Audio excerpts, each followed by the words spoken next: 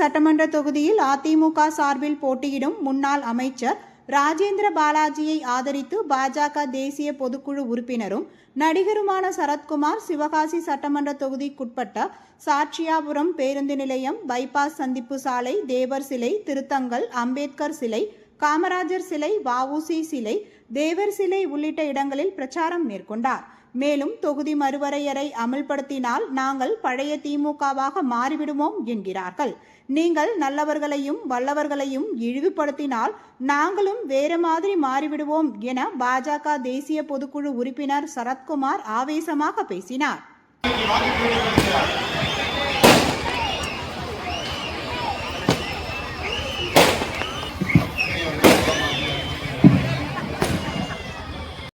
பாலியல் பலாத்காரம் நடக்கிறது. 5 வயது குழந்தைங்க 60-70 வயது மூதாட்டியும் கற்பழிக்கப்பட்டு எனக்கு 30 வயசு தாங்க. அந்த மாதிரி இருப்பேன். எதற்கு சொல்லுங்க, எதை கேட்டாலும் மத்திய அரசு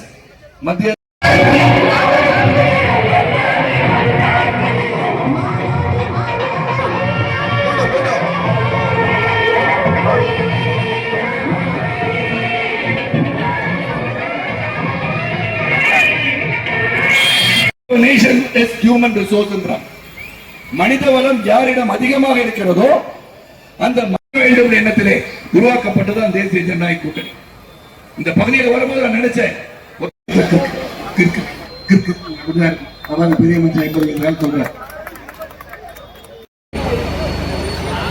ஒரு மக்கள் சேவையில் இருப்பவர்கள் மக்களை பற்றி சிந்திப்பவராக இருக்க வேண்டும். மக்களை பற்றி சிந்திப்பது மட்டுமல்ல, கொள்கைகளை எப்படி நிறைவேற்றுவது என்பதை சிறப்பாக புரிந்து வைத்திருக்கின்ற முன்னாள் அமைச்சர், இன்றைய வெற்றி வேட்பாளர் அண்ணன் கேடிஆர் என்பதில் நான் மகிழ்ச்சி அடைகிறேன். இந்த தேர்தல் 5 ஆண்டுக்கு ஒருமுறை தேர்தல் வரதானே செய்யும். உங்கள் பாதம் தொட்டு வணங்கி விடைபெறுகின்றேன். நன்றி, வணக்கம்.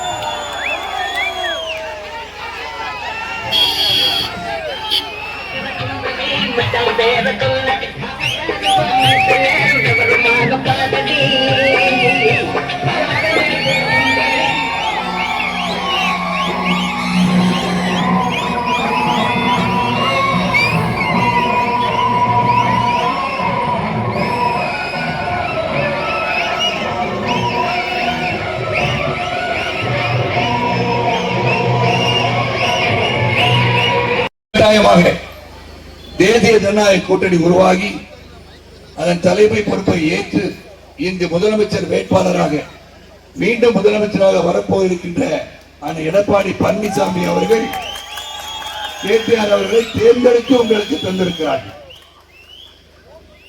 காலத்தின் கட்டாயம் என்று சொல்லும் போது அந்த காலத்தின் கட்டாயம் எதற்கு என்று சொன்னால், நடந்து கொண்டிருக்கின்ற ஆட்சி அகற்றப்பட வேண்டிய ஆட்சி இது.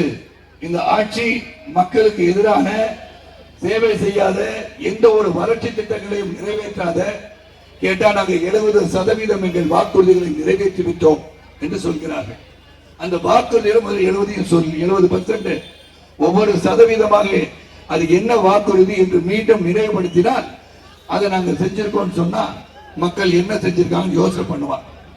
இவர்கள் 5 லட்சம் கோடி கடனை 10 லட்சம் கோடி கடனாக தான் அதை ரெட்டிப்பு செய்திருக்காங்க. நான் கேட்பதெல்லாம், கடன் வாங்கி தொழில் செய்வது ஒன்றும் தவறில்லை, கடன் வாங்கி ஒரு ஆட்சி நடத்துவது தவறில்லை. ஆனால் எதற்காக கடன் வாங்குகிறோம், அந்த வாங்கிய கடனை எப்படி செலவழித்தோம், எங்கு செலவழித்தோம், தொழிற்சாலைகளை உருவாக்கினோமா, மக்களின் வளர்ச்சி திட்டத்திற்காக பயன்படுத்தினோமா, எங்க சொல்லுங்க, என்ன நடக்குது, கண்ணெதிரே தெரிகின்ற எதை செய்திருக்கிறார்கள் என்று அவர்களால் சொல்ல முடியுமா என்றால் நிச்சயமாக இல்லை. ஆனா அவங்க கேட்டா ஒன்ன மட்டும் சொல்லுவாங்க, நாங்கள் எந்த திட்டத்தை வகுத்தாலும் அதற்கான நிதி இல்லை, மத்திய அரசு நம்மை வஞ்சிக்கிறது. அது தேஞ்ச ரெக்கார்டுன்னு ஒண்ணு சொல்லுவாங்க. இந்த காலத்து பெரிய ரெக்கார்டு இருக்கும், சுத்தி ரெக்கார்டை ஓட்டுவோம். தேஞ்சு போச்சுன்னா அதே இடத்த பெரிய மனுஷன் சொல்றாரு. எனக்கும் தெரியும், ஆனா எனக்கு 80 வயசு நினைச்சிடாதீங்க, எனக்கு 30 வயசு தாங்க. அந்த மாதிரி இருப்பேன்.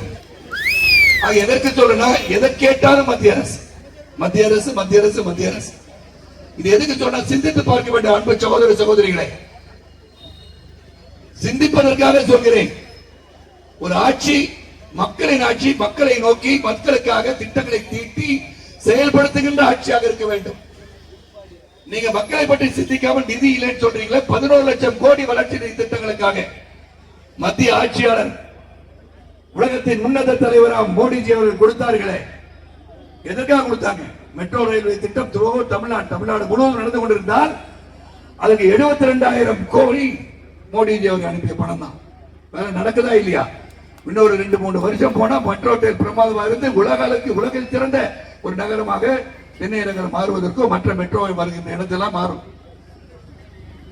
வந்தே பாரத் 16 ரயில் ஓடுது தமிழகத்திலிருந்து மட்டும். அது எப்படி வந்துச்சுங்க? தமிழகத்தை வஞ்சிக்கிறாரா? அப்ப இங்க வந்திருக்க வேண்டாமே? வந்தே பாரத் வந்திருக்க வேண்டாமே? வந்திருக்க. சிந்தித்து பார்க்க வேண்டும். நீங்க நிதி வரலன்னு சொல்றீங்களே, பள்ளிக்கூடத்துக்கு போய் ஏங்க சரியா படிக்கல, வாத்தியார் சரியா சொல்லி தரலங்க, எவ்வளவு நாள் சொல்றீங்க? ஏன் உங்களுக்கு படிக்கணும்னு ஆசை இல்லையா? சிந்திச்சு பார்க்கணும்.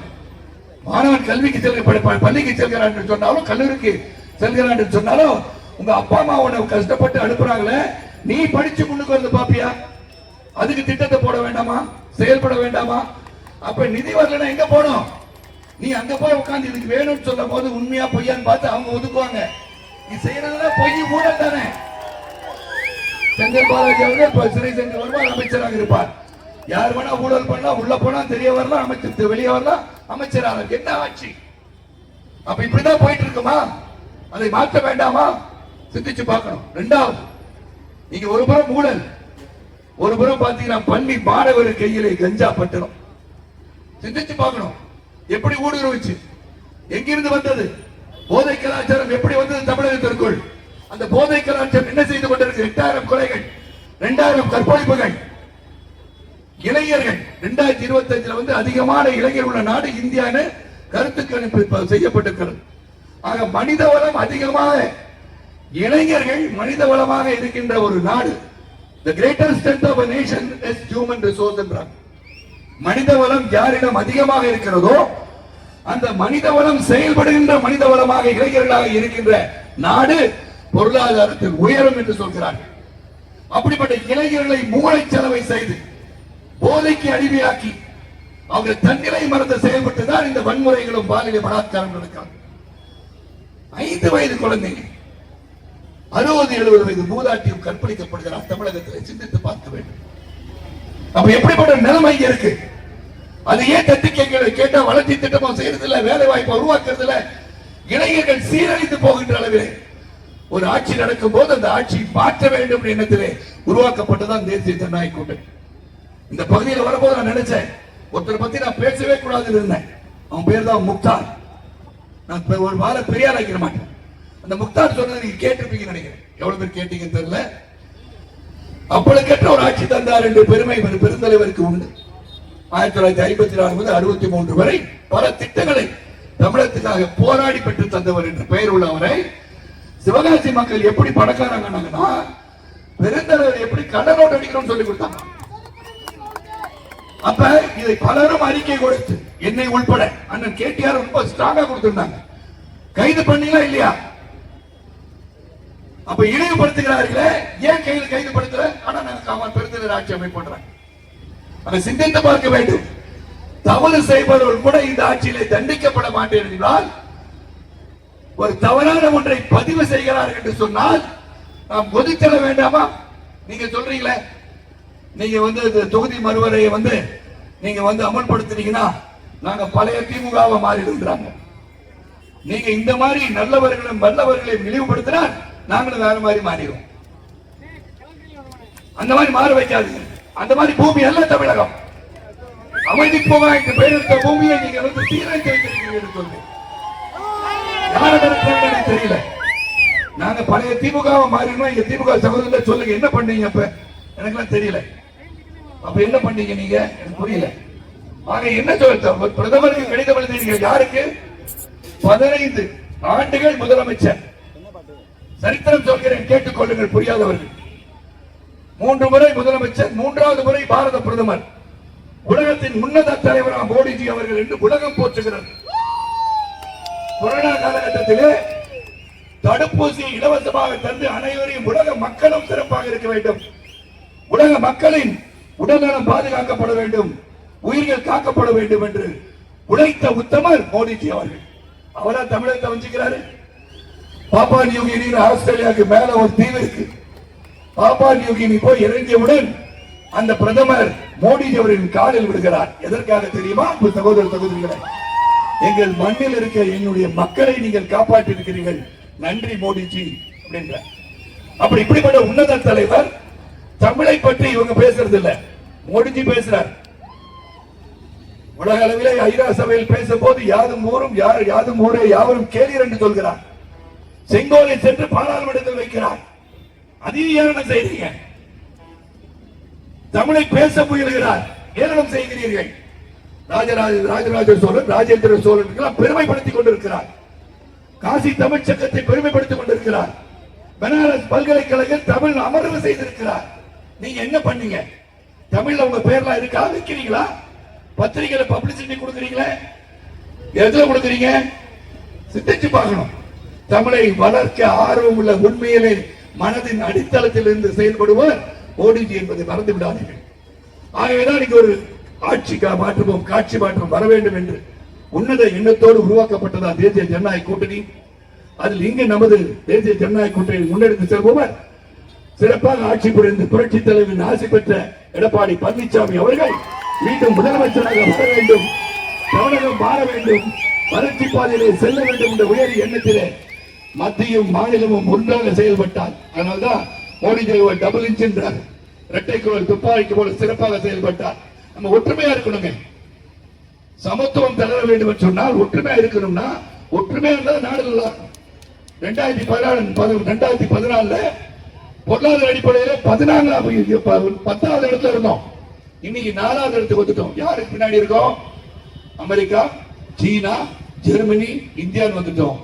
இன்னும் ஓராண்டிலே நாம் 3வது இடத்துக்கு வந்து விடுவோம். காரணம் யார்? பொருளாதார அடிப்படையிலே நாம் உயர்ந்து கொண்டிருக்கின்றோம்.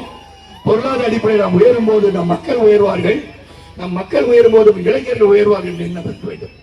ஆக சிறந்த ஒரு ஆட்சி மத்தியிலே, சிறந்த ஒரு ஆட்சி விரைவிலே 23ஆம் தேதி நாம் அனைவரும் வாக்குச்சாவடி செல்லும் போது அருமை உங்களுக்காக உழைப்பவர், உங்களுக்காக உழைப்பவர் முன்னாள் அமைச்சர் சட்டமன்றத்தில் சென்று பிரச்சனையெல்லாம் தீர்த்திருக்கின்ற அன்று அருமை அண்ணன் கேடிஆர் அவர்களுக்கு 2 லட்சம் வாக்களித்து